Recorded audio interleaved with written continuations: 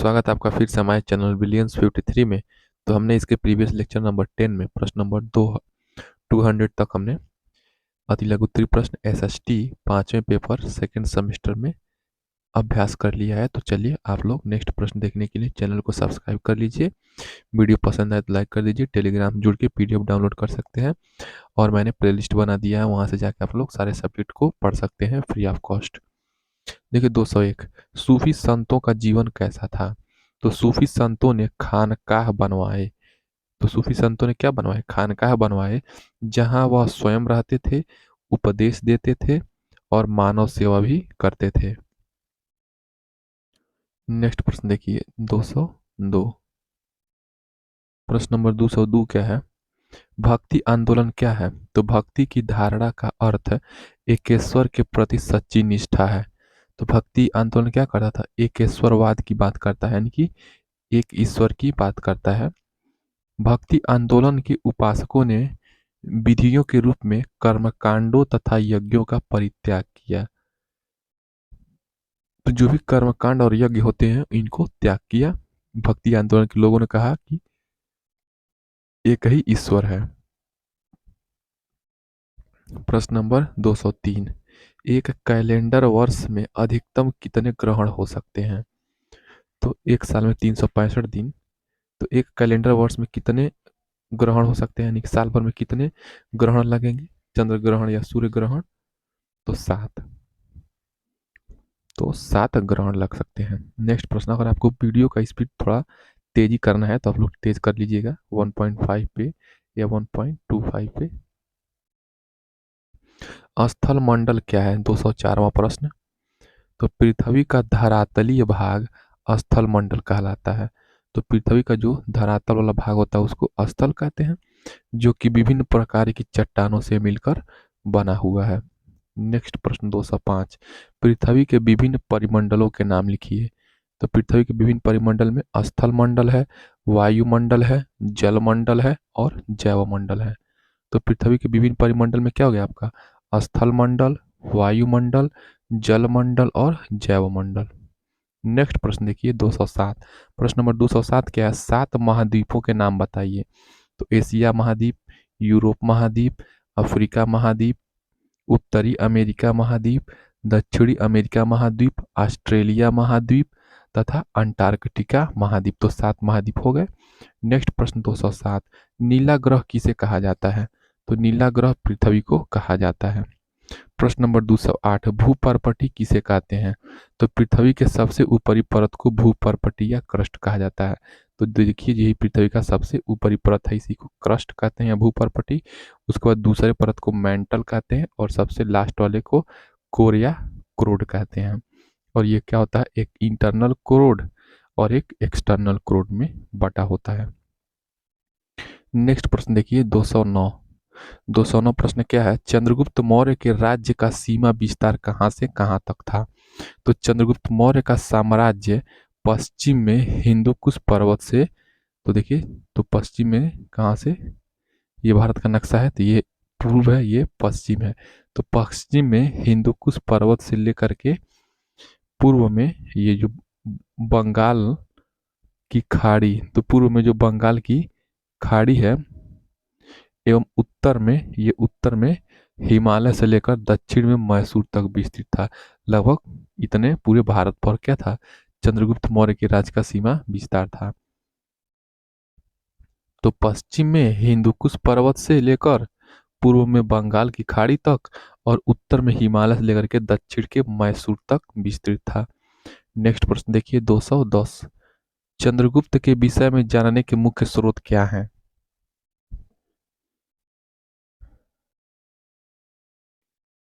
देखिए नेक्स्ट प्रश्न 210 आपने पढ़ लिया। चंद्रगुप्त के विषय में जानने के मुख्य स्रोत क्या हैं? तो मुख्य स्रोत क्या है? तो चंद्रगुप्त के विषय में जानने का मुख्य स्रोत कौटिल्य का अर्थशास्त्र तथा मेगास्थनीज की इंडिका ग्रंथ है। तो चंद्रगुप्त के विषय में जानने का मुख्य स्रोत कौटिल्य का अर्थशास्त्र और इंडिका मेगास्थनीज की। नेक्स्ट प्रश्न 211। चंद्रगुप्त ने पंजाब पर पूर्ण अधिकार किस वर्ष स्थापित किया? तो चंद्रगुप्त ने 316 ईसा पूर्व में संपूर्ण पंजाब पर अपना आधिपत्य स्थापित कर लिया था। तो 316 ईसा पूर्व में संपूर्ण पंजाब पर आधिपत्य स्थापित कर लिया था चंद्रगुप्त मौर्य ने। नेक्स्ट प्रश्न देखिए 212। चंद्रगुप्त मगध के सिंहासन पर कब बैठा था? तो 321 ईसा पूर्व में चंद्रगुप्त मगध के सिंहासन पर बैठा था।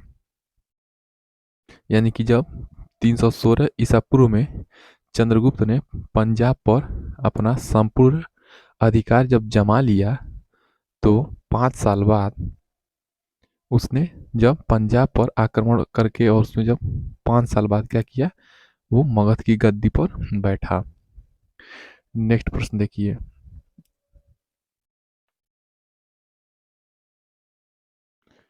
213। सेल्यूकस ने भारत पर आक्रमण कब किया? तो 305 ईसा पूर्व में सेल्यूकस ने भारत पर आक्रमण कर दिया था। 214 प्रश्न। मेगास्थनीज के अनुसार भारत का सबसे बड़ा नगर कौन सा था?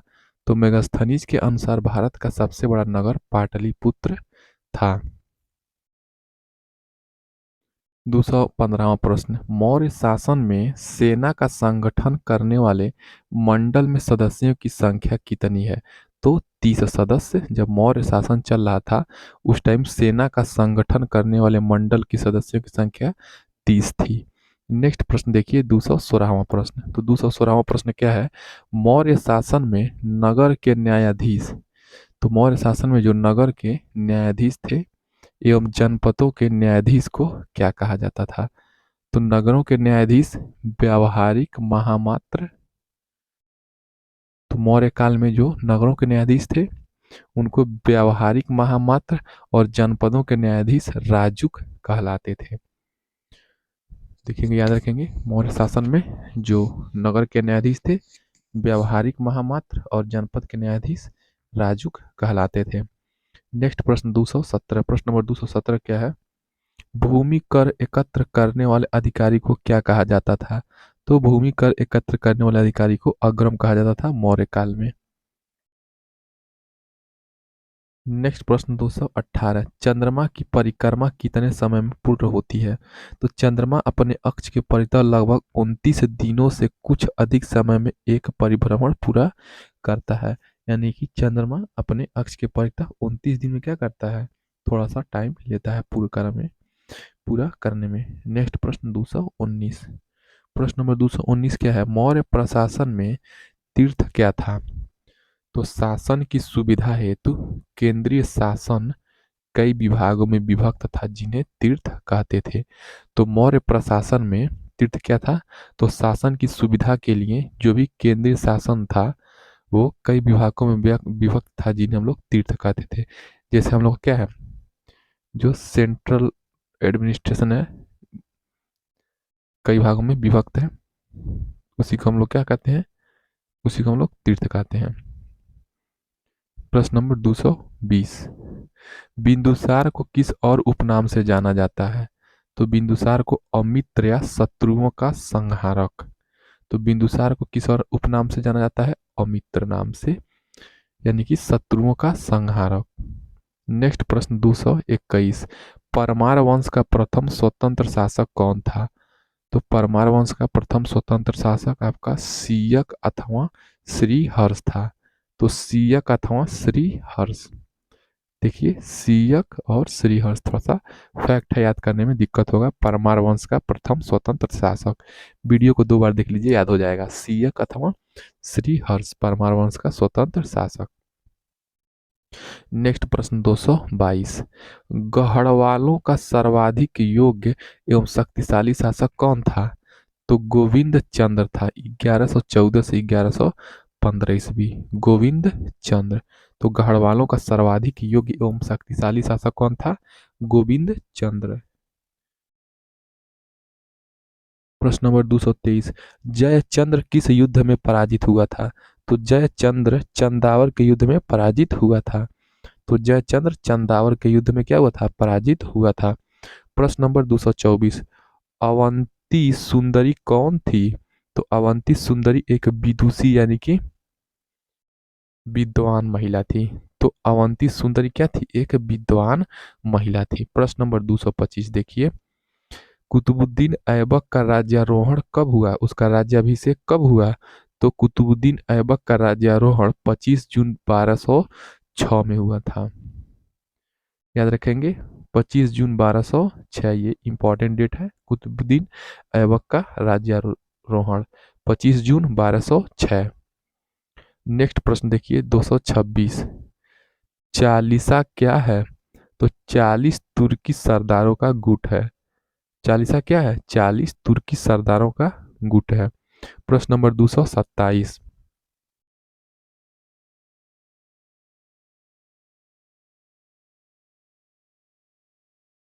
कुतुब मीनार का निर्माण कार्य किसने पूर्ण करवाया?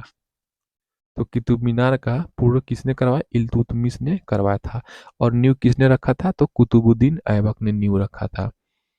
प्रश्न नंबर 228, सल्तनत कालीन पहली महिला शासक कौन थी?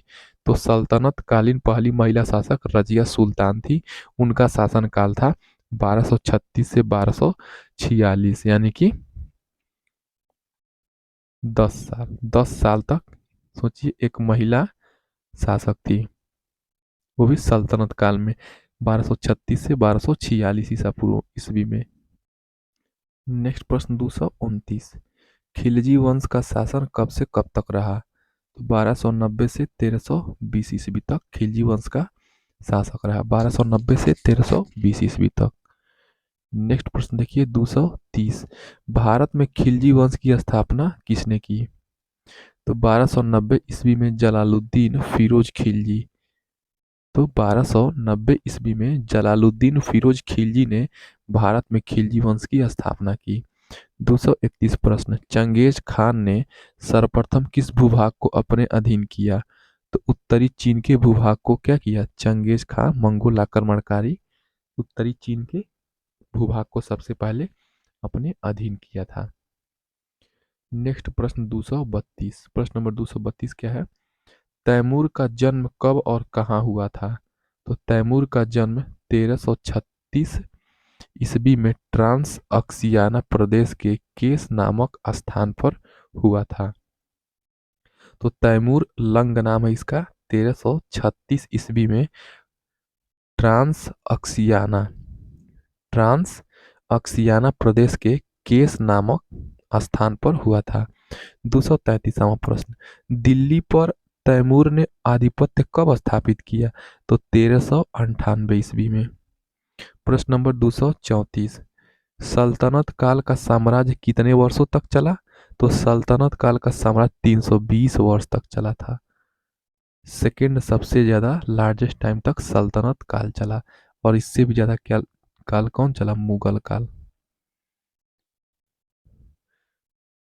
प्रश्न नंबर 235, सल्तनत काल के पतन का मुख्य कारण क्या था? तो साम्राज्य की विशालता, यानी कि इतना बड़ा साम्राज्य था कि जिससे क्या होता, कूटनीतिक बारे में या कहाँ से घुसपैठिया हो रही है, क्या नुकसान है, साम्राज्य को चलाना कठिन हो गया था। तो यही साम्राज्य की विशालता उसका मुख्य कारण था। और वो भी 320 वर्ष तक चला था। प्रश्न नंबर 236, प्रश्न नंबर 236 क्या है? सल्तनत काल के प्रथम और अंतिम शासक कौन थे? तो दिल्ली सल्तनत की स्थापना कुतुबुद्दीन ऐबक से प्रारंभ होकर इब्राहिम लोदी की मृत्यु पर खत्म हो गई। तो कुतुबुद्दीन ऐबक के प्रारंभ हुआ और सबसे अंतिम शासक इब्राहिम लोदी पर खत्म हो गया।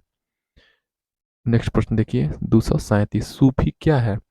तो अरब में जो व्यक्ति सफ अर्थात भेड़ के बालों के ऊनी वस्त्र पहनते थे, तो जो अरब में जो सफ सफ मतलब क्या होता है? देखिए सफ क्या है? अरबी नाम है, ठीक है, अरेबिक नेम है। तो अरेबिक नेम आपका सफ है, अर्थात भेड़, जो भेड़ के बाल होते थे उससे जो वस्त्र बनता था ऊनी वस्त्र, वही पहनते थे सूफी लोग। उन्हें हम लोग सूफी पुकारा गया था, ये उसकी उत्पत्ति हो गई। नेक्स्ट प्रश्न 238, सूफी संप्रदाय क्या है? तो इसे मुस्लिम रहस्यवादी आंदोलन भी कहते हैं। तो मुस्लिम में जो भक्ति आंदोलन था ये सूफी संप्रदाय ने चलाया था, तो रहस्यवादी आंदोलन भी कहते हैं। प्रश्न नंबर 239, सूफी आंदोलन का एकमात्र उद्देश्य क्या है? तो सूफी आंदोलन का एकमात्र उद्देश्य सभी को बिना किसी भेदभाव के ईश्वर के प्रति प्रेम सिखाना था। नेक्स्ट प्रश्न देखिए 240।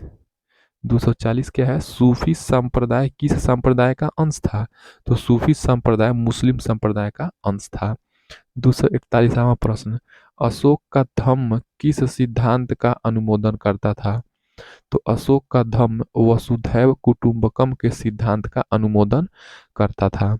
प्रश्न नंबर 242, मौर्य काल में समाज कितने वर्णों में विभक्त था? तो समाज 4 वर्णों में विभक्त था, ब्राह्मण, क्षत्रिय, वैश्य, शूद्र। प्रश्न नंबर 243, मौर्य काल में शिक्षा का प्रमुख केंद्र क्या था? तो मौर्य काल में शिक्षा का प्रमुख केंद्र तक्षशिला था। नेक्स्ट प्रश्न देखिए 244, मौर्य काल के पतन का मुख्य कारण क्या था? तो मौर्य काल के पतन का मुख्य कारण अशोक के बाद कोई योग्य उत्तराधिकारी न होना था। तो मौर्य काल क्यों पतन हो गया? क्योंकि जब अशोक के बाद कोई उतना योग्य, अच्छा, सुयोग्य और प्रतापी राजा कोई जन्मा ही नहीं। प्रश्न नंबर 245, मौर्य प्रशासन में जनगणना समिति क्या कार्य करती थी? तो मौर्य प्रशासन में जनगणना समिति क्या कार्य करती थी? तो जन्म मरण का हिसाब रखना। तो जनगणना समिति का एकमात्र कार्य क्या था? जन्म मरण का हिसाब रखना। प्रश्न नंबर 246, गुप्त साम्राज्य की स्थापना कब व किसके द्वारा की गई थी?